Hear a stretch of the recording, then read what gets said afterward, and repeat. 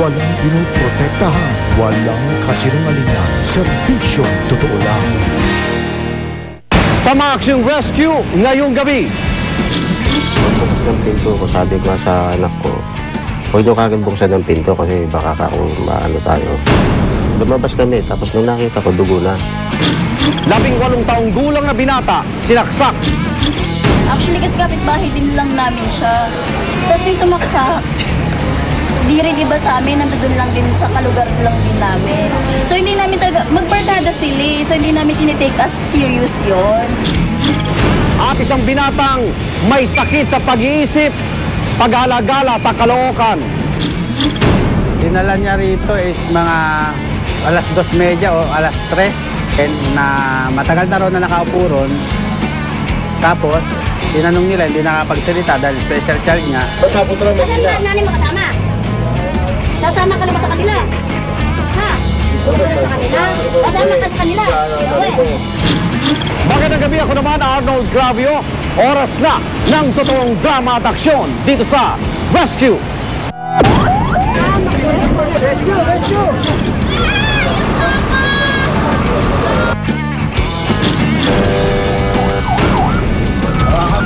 Bilang ha! Baka kung pwede, patignan natin yung anak nyo sa rescue. Pag natignan na, pwede na kami umalis. Bakit nyo? Tayo na! Ayusin ka! Uy, ano na? Nangipon ang dampin.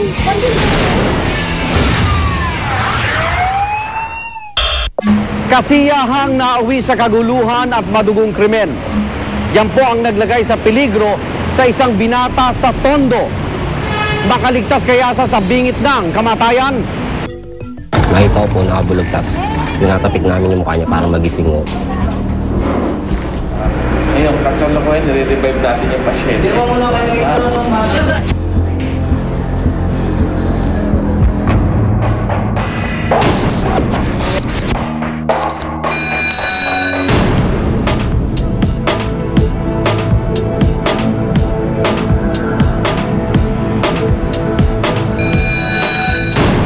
Kanina nagro-rubing kami bandang alas 2, nadaanan namin na may nagro-rubing. May birthday. Habang nagro-rubing kami, sinilip namin yung okasyon. Then, nakita nga namin na nagkakasiyahan sila. Sa pangyayari na sagap namin nga, si Kenneth po ay inimbitahan ng may birthday at siya pinaupo sa tabi ni Entong. Hindi nila akalain na si Kenneth pala ay mayroong kursunada doon sa isa sa may bisita na may birthday at inaawat ni Entong hanggang silang dalawa ang nagpang-abot. Para maiwasan ang kaguluhan, ipinasayaho ng ina ng may birthday na pauwi ng isa't isa. Unang umuwi po si Kenneth at sumunod naman si Entong na ipinahatid sa pamangkin ng nanay ng may birthday. Maya-maya po ay dumating nga po sa barangay ang isang bata at isang magulang at inireport sa amin na mayroong saksakan nangyayari sa Iskinita. Hindi, paano pa lang ako noon, patulog pa lang kasi nakikinig ako ng radyo doon sa ano ko. Basta may narinig lang akong ungol. Akala ko pangkaraniwang ano lang, away. Kasi sa looban, lagi lang yun eh.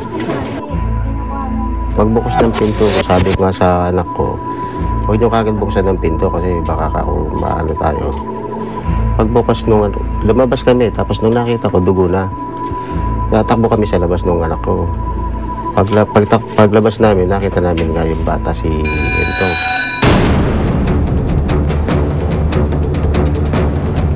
Bali po sir, yung paglabas ko po, nakita ko po nakabulagtas. Tinatapik namin yung mukha niya para magising mo.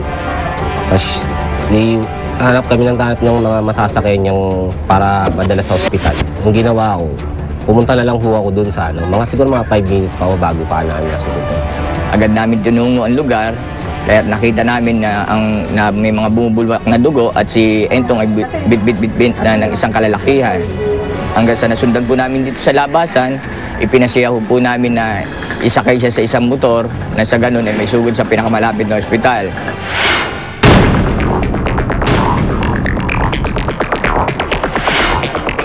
Mga 1:50 AM yun, no, in the morning. may dumating lalaki, siguro may 18 to 20 years old. Unang assessment namin is yung patient is cyanotic na. Ibig sabihin cyanotic, yung kulay niya, medyo putla na siya.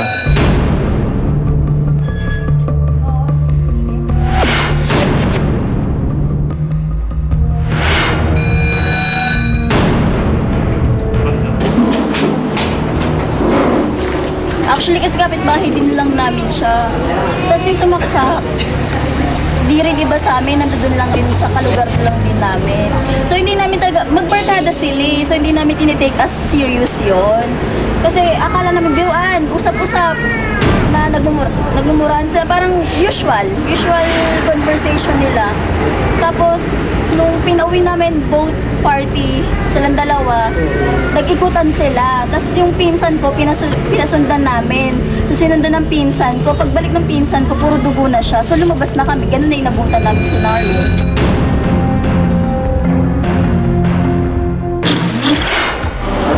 Ito kasi yung BP niya 0, tapos dilated yung mata.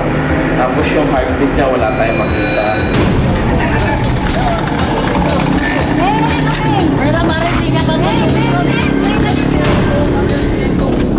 Baka ito na yung pagkakataon mo para makita